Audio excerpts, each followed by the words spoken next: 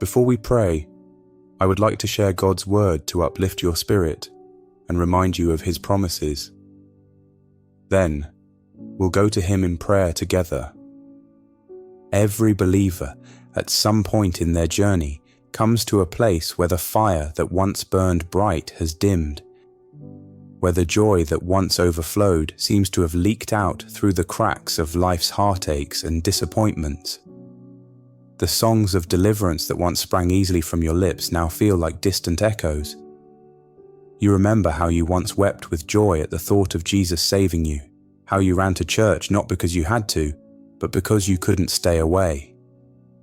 You remember how the Word stirred you, how prayer felt like breath, how worship felt like heaven. But now, things are different. The burden of sin, the weariness of routine, the sting of failure, or the pain of unmet expectations may have weighed heavy on your soul. You love Jesus, but something feels missing.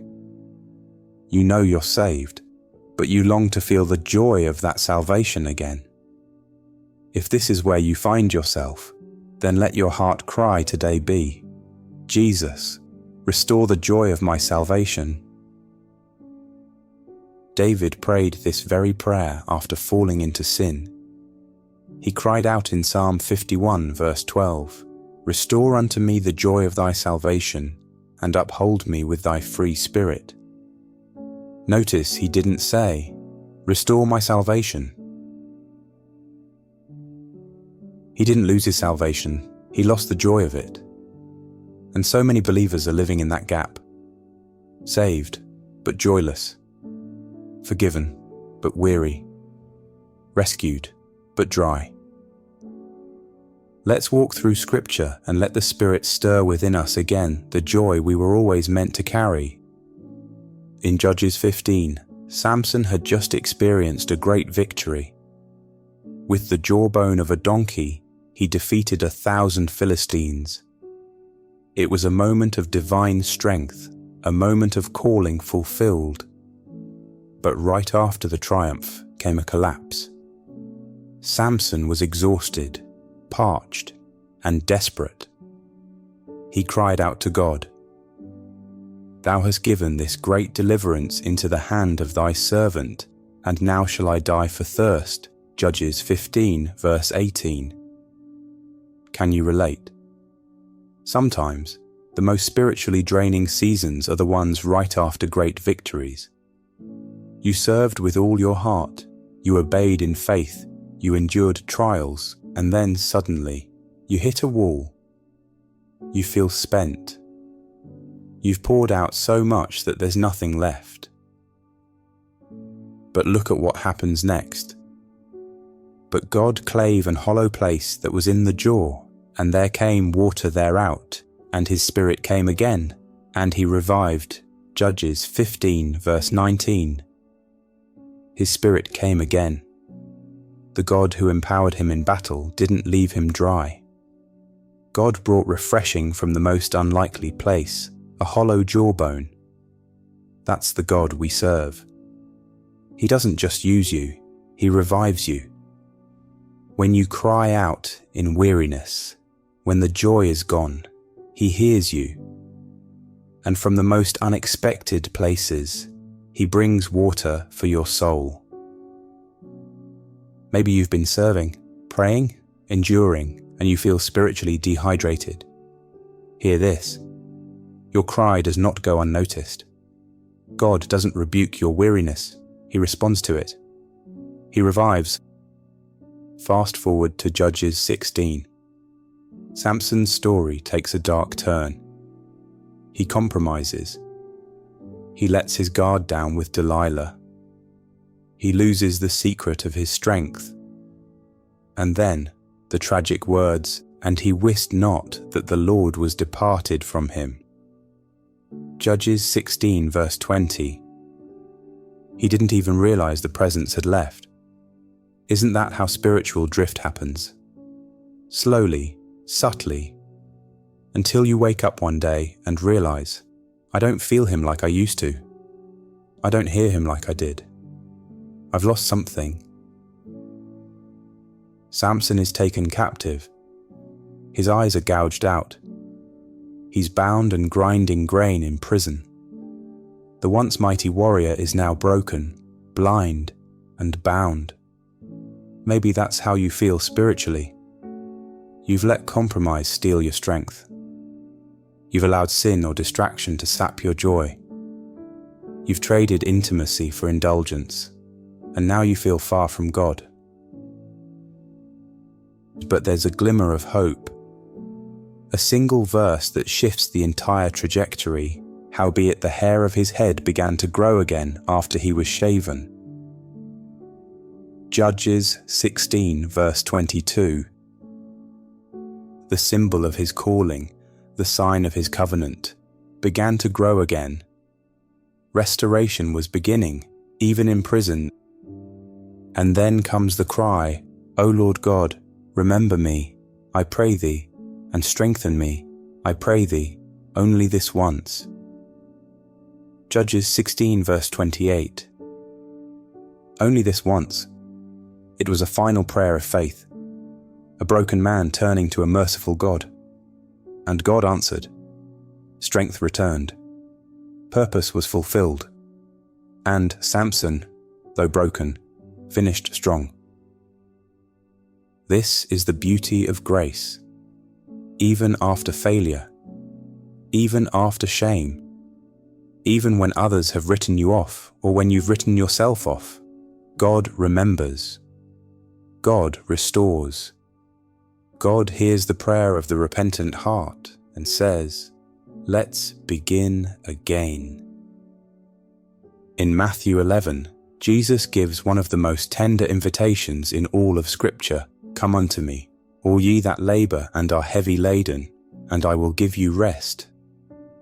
Sometimes what robs us of joy isn't just failure, it's religious burden. We try to earn what's already been given. We serve to please God instead of enjoying Him. We take on yokes He never put on us.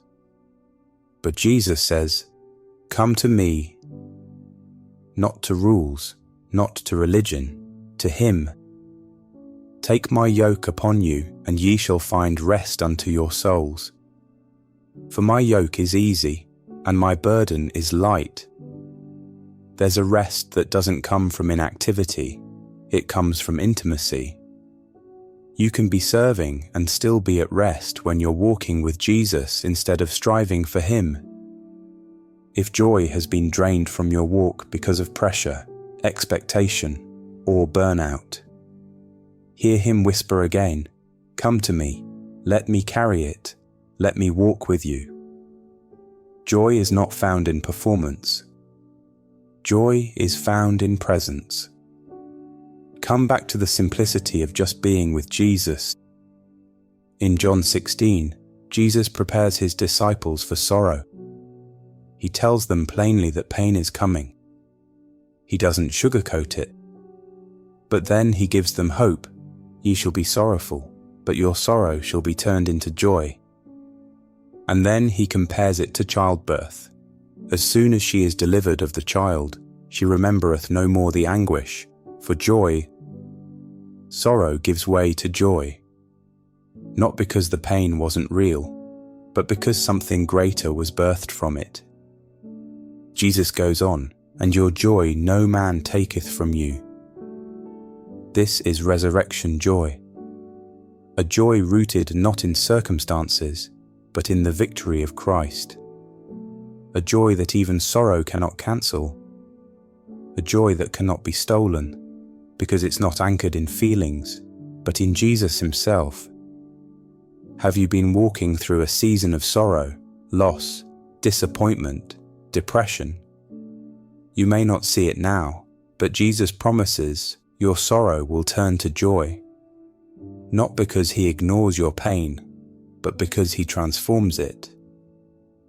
So what is this joy of salvation? It's the joy of knowing you are loved beyond measure, that your sins have been forgiven, that your past no longer defines you, that you are a new creation, that God calls you his child. Or it's the joy of having access to God and of calling him Father, of walking with Jesus daily, of being filled with the Spirit. It's not a joy that denies pain, it's a joy that outlasts it. As Jesus said, "These things I have spoken unto you, that in me ye might have peace. In the world ye shall have tribulation, but be of good cheer, I have overcome the world." Yes, you'll have trials, but there's joy in knowing that Jesus has already overcome. Your salvation is secure, your hope is alive, your future is bright. So today, if you feel like David, crying, "Restore unto me the joy of thy salvation," know this, you're not alone. Jesus hears you. Like Samson, if you cry out, even from the prison of your past, strength will return. Like the weary soul in Matthew 11, if you come to him, he will give you rest. Like the disciples in John 16, if you hold on through the sorrow, joy is coming, joy that no man can take away. The joy of salvation is not a fleeting emotion, a deep-rooted reality. It may go quiet, but it never dies. It's buried in grace, anchored in Christ, and watered by the Spirit. And today, it can rise again. Lift your hands, lift your voice, and pray this with your heart. Jesus, restore the joy of my salvation. Light the fire again. Breathe on these dry bones. I want to feel again. I want to rejoice again. I want to walk with you again, not out of duty, but out of delight. Fill me with your Spirit. Let your presence be my portion. Let my heart be glad in you once more. You are my salvation, and you are my joy. Once, the fire in me burned bright. Once, I ran to you without hesitation. I lifted my hands in worship without shame. I wept at the mention of your name. I woke with joy because I knew I belonged to you. Your word was my delight, your presence my atmosphere, and your love my life's song. But somewhere along the way, I grew tired. The cares of life began to weigh on me. The battle became long. The wounds became deep. And the joy that once danced freely in my spirit faded. Lord Jesus, I haven't stopped loving you. I haven't forgotten your goodness. But if I'm honest, I feel dry. I feel distant. I feel like I've been running, but not always with purpose, serving, but not always from love, obeying, but not always with joy. So here I am, Lord, not hiding, not pretending, not performing. I come with one cry, not because I doubt that I'm saved, but because I miss the joy of it. I miss the wonder of grace. I miss the tears that once fell when I remembered your mercy. I miss the awe of knowing I was redeemed, not by works, but by blood. Jesus, I remember how you found me, how you rescued me when I was lost, how you carried me when I couldn't walk. I remember the day you wiped away my shame and called me your own. That memory is still sacred. That moment is still holy. But I want more than a memory. I want revival. Let joy rise again in me, not a shallow happiness, but a deep, burning joy that comes from knowing I am yours. Lord, I bring you the fragments, the places where disappointment has cracked my spirit, the wounds that still ache, the unanswered prayers, the times I've stumbled, the days I've doubted, the nights I've cried. I bring them all to you, and I lay them at your feet, not as excuses, but as offerings. Would you breathe on me again, Jesus? Let dry bones live. Let weary hearts dance. Let silent lips sing. Just as you heard Samson when he cried, strengthen me this once, hear me now. I know I don't deserve it, but that's what makes it grace. You are the God who revives, not because we earn it, but because you love. Break open a hollow place in the jawbone of my soul and let living water flow again. Pour out your spirit. Let the fire fall again. Let the song return. Let the tears come, those holy tears of joy that wash the soul clean. Let laughter return to my lips. Let praise arise from the ashes. Jesus, help me to stop striving, to stop performing for approval you've already given. Teach me again the simplicity of sitting at your feet. Let me find joy not in what I do, but in who you are. Let me walk with you, not out of duty, but out of desire. Forgive me for when I've let religion crowd out relationship.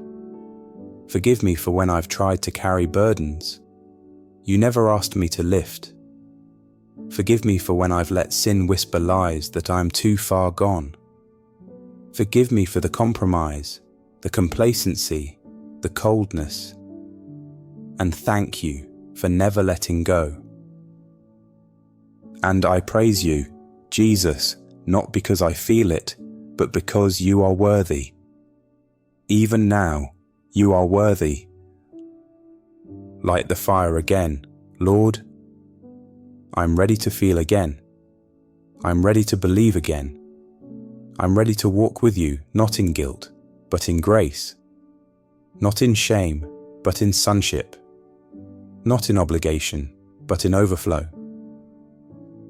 Jesus, restore the joy. I will rejoice. I will sing. I will dance. I will live again, because you are the God who restores, and I am yours. In your precious, powerful, beautiful name I pray. Amen. Thank you for joining in this sacred time of prayer. May God's peace and love fill your heart, and may you feel His presence close to you. If this prayer resonated with you, type Amen in the comments to affirm your faith. I'm honored to pray for you, and please feel free to share any specific prayer requests.